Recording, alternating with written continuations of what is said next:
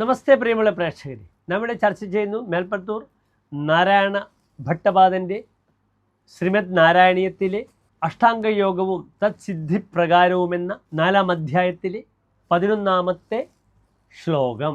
അഗ്നിവാസര വളർച്ച പക്ഷഗൈഹി ഉത്തരായണജുഷാച ദൈവതൈഹി പ്രാപിതോരവിപദം ഭവത്പരോ മോദവാൻ ധ്രുവപദാന്തമീയതേ. പ്രസ്തുത ശ്ലോകത്തിൻ്റെ പദച്ഛേദം ശ്രദ്ധിക്കുക. അഗ്നിവാസര വളർച്ച പക്ഷകൈഹി ഉത്തരായണ ജുഷാ ച ദൈവതൈഹി പ്രാപിതോ രവിപദം ഭവത്പരഃ മോദവാൻ ധ്രുവമപാന്തം ഈയതേ. അടുത്തതായി ഈ ശ്ലോകത്തിൻ്റെ അന്വയം നിങ്ങൾ ശ്രദ്ധിക്കുക.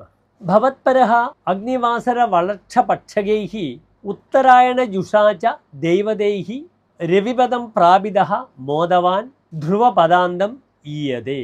ഇനി ഈ ശ്ലോകത്തിൻ്റെ സാരാംശം ഇപ്രകാരമാകുന്നു. അങ്ങയിൽ ആസക്തിയുള്ളവനായ യോഗി അഗ്നി ദിവസം വെളുത്തപക്ഷം ഉത്തരായണ കാലം എന്നിവയുടെ അധിപന്മാരായ ദേവതകളുടെ സഹായത്തോടെ സൂര്യലോകം പ്രാപിക്കുകയും എല്ലാ ദേവഭോഗങ്ങളും ആസ്വദിച്ച് മതിവരുമ്പോൾ ധ്രുവലോകത്തെ പ്രാപിക്കുകയും ചെയ്യുന്നു.